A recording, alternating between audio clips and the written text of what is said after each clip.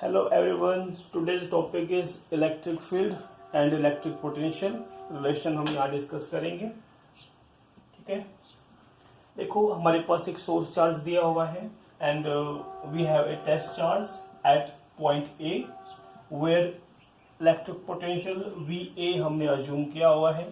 Similarly we have another point B where electric potential is VB and the separation between these 2 points is dr। ठीक है, हमने देखो last time topic में हमने बताया था इलेक्ट्रिक पोटेंशियल या इलेक्ट्रिक पोटेंशियल डिफरेंस होता क्या है, जिसमें आपको चार्ज किसी टेस्ट चार्ज को from one point two another move करते हैं without acceleration against the field.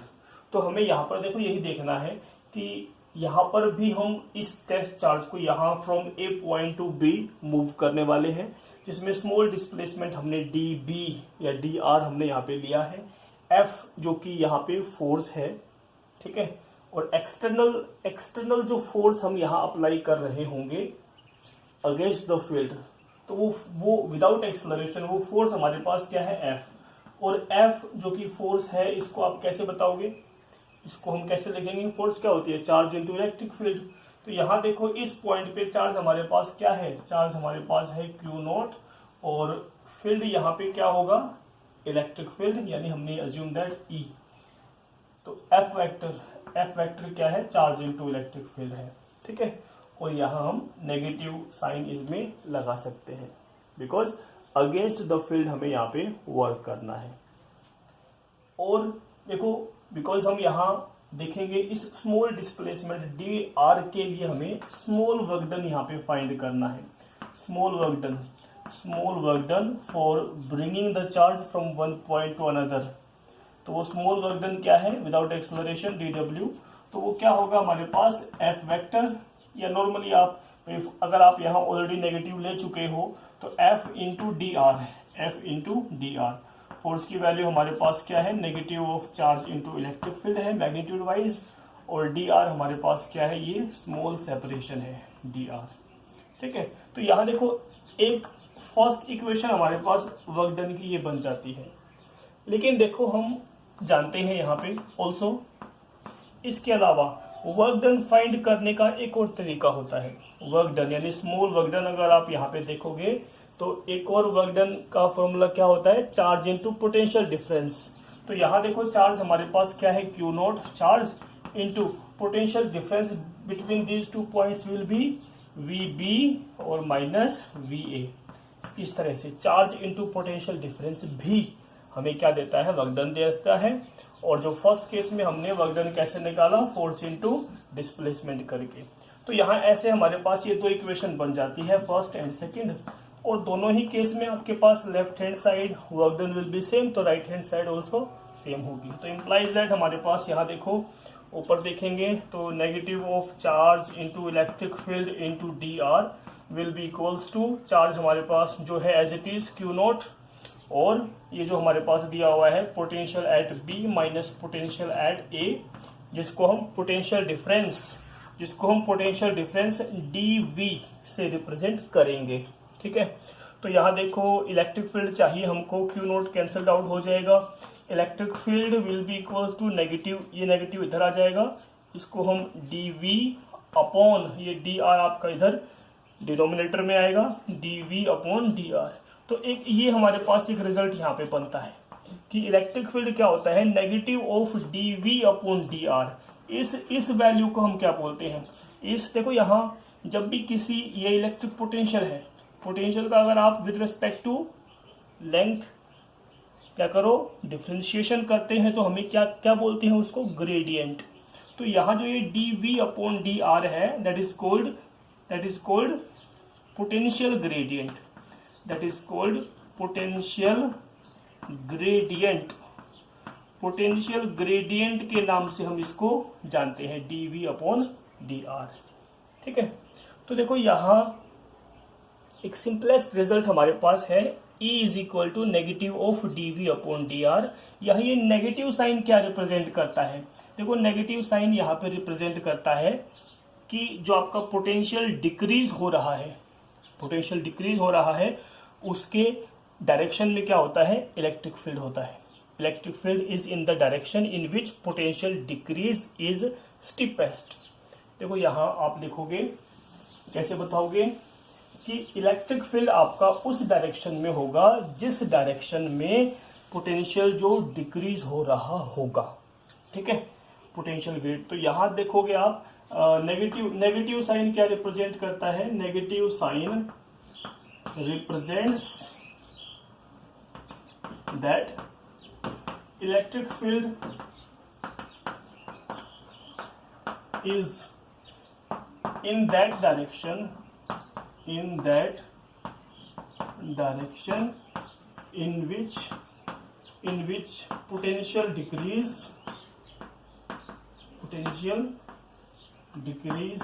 is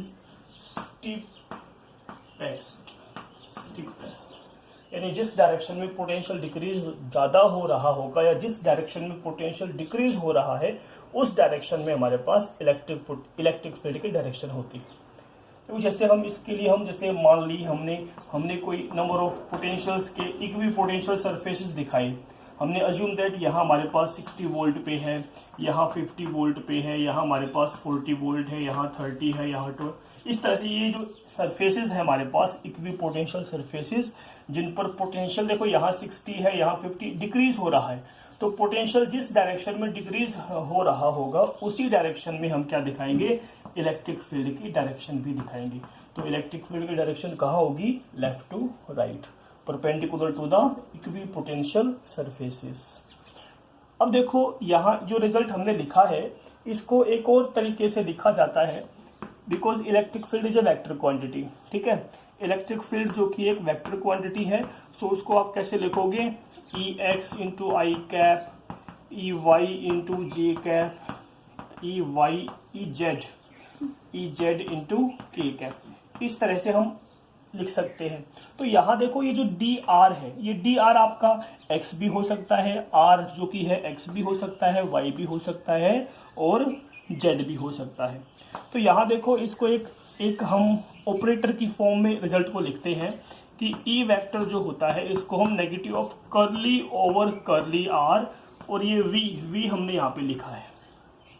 ठीक है, इसको लिखा जाता कैसे है, इसको हम देखें माइनस का डेल, ये डेल एक ऑपरेटर है, डेल और वी, इस तरह से इसको हम लिखेंगे। तो ये डेल जो ये डेल ऑपरेटर है, ये डेल जो कि एक ऑपरेटर है, आगे इन हायर क्लासेस हम इसको पढ़ते हैं।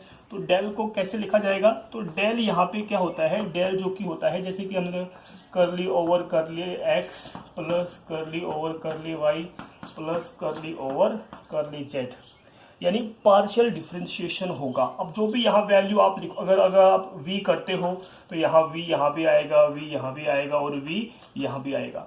तो ये हमारे पास क्या है, x के अलोंग, ये y के अलोंग और ये z के अलोंग इलेक्ट्रिक फील्ड की वैल्यू होगी।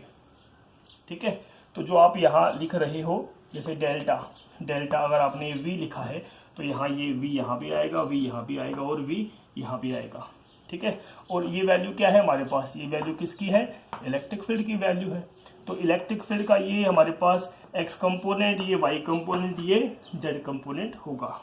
अब देखो इसके ऊपर हम एक क्वेश्चन लिखें, उससे पहले हम थोड़ा सा और देख लेते हैं कि इलेक्ट्रिक पोटेंशियल को एग्जैक्टली किस तरह से लिखा जाएगा। देखो हमने किया कि इलेक्ट्रिक फील्ड क्या होता है, negative of D V upon D R होता है। अगर यहाँ से देखा जाए D V is equal to E into D R हमने किया।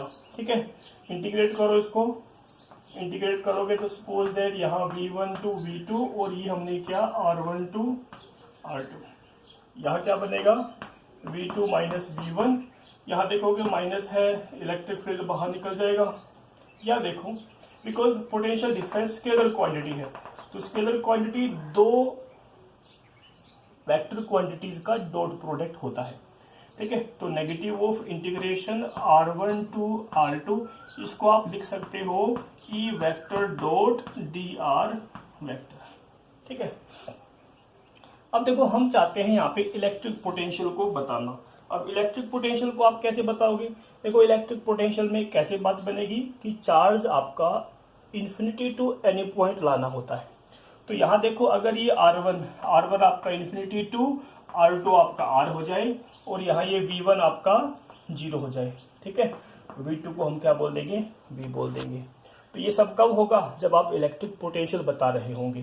तो यहाँ इसको हम लिख देंगे इलेक्ट्रिक पोटेंशियल जो कि फंक्शन है R का, और इसको हम लिखेंगे माइनस इंटीग्रेशन लिखोगे आप E vector dot dr vector, और ये इन्फिनिटी टू R। तो ये एक हमारे पास स्पेशल रिजल्ट बन जाता है कि आप इलेक्ट्रिक पोटेंशियल को in terms of electric field, in terms of distance infinity to R limit apply करके इस तरह से आप इसको रिप्रेजेंट कर सकते हो, ठीक है। तो ये हमारे पास एक तरीका है इलेक्ट्रिक पोटेंशियल को लिखने का। अब देखो हम इसमें एक क्वेश्चन करते हैं। क्वेश्चन हमें दिया हुआ है, देखो क्वेश्चन में हमें दिया हुआ है, कहता है इफ, एक एग्जांपल हम यहाँ पे कर रहे हैं, इफ क्वेश्चन में है the potential in the region of the space around the points, if the potential in the region of space around the points, कुछ पॉइंट्स हमारे पास दिए हुए हैं, जैसे कि माइनस का 1 मीटर हो गया, 2 मीटर हो गया, और ऐसे करके हमारे पास 3 मीटर इज गिवन बाय, यानी आपको पोटेंशियल जो है दिया हुआ है V, पॉइंट्स हमारे पास है -1 मीटर, 2 मीटर, 3 मीटर, और वैल्यू जो कि आपके पास एक वेरिएबल है, ये वैल्यू हमारे पास है पोटेंशियल की 10 times of X square plus ये दिया हुआ है 5 times of Y square and -3 times of Z square. इस तरह से आपको ये इलेक्ट्रिक पोटेंशियल यहाँ पे दिया गया है। तो कहता है find the field, find the component of fields. तो कहता है then find the components of field. Field component हमें यहाँ पे फाइंड आउट करने हैं। कैसे करेंगे, देखो हमने अभी बताया था, हमने अभी लिखा था, जैसे कि अगर आप EX फाइंड करो या आप EY फाइंड करो या आप EZ, ये तीनों कंपोनेंट हमें फाइंड करने हैं।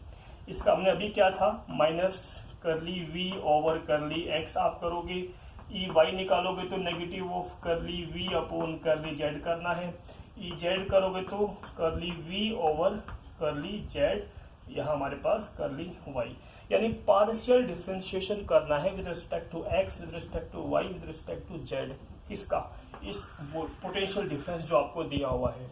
और पार्शियल डिफरेंशिएशन में क्या होता है, जो आप जिस रेस्पेक्ट में आप डेरिवेटिव कर रहे हो उसके अलावा अगर कोई दूसरा वेरिएबल है तो वो कांस्टेंट माना जाएगा, ठीक है। और देखो यहाँ हम देखते हैं, यहाँ क्या है, नेगेटिव ऑफ करली ओवर करली x, v की वैल्यू हमारे पास ये दे रखी है, v की वैल्यू है 10 times of X square plus 5 times of Y square minus 3 times of Z square. अब देखो यहाँ x के रेस्पेक्ट में हम कर रहे हैं डेरिवेटिव, तो x के अलावा जैसे y है या z है तो ये सब कांस्टेंट बिहेव करेंगे, और इन कांस्टेंट वैल्यू का अगर आप डेरिवेटिव करते हो तो क्या आएगा, 0 आएगा।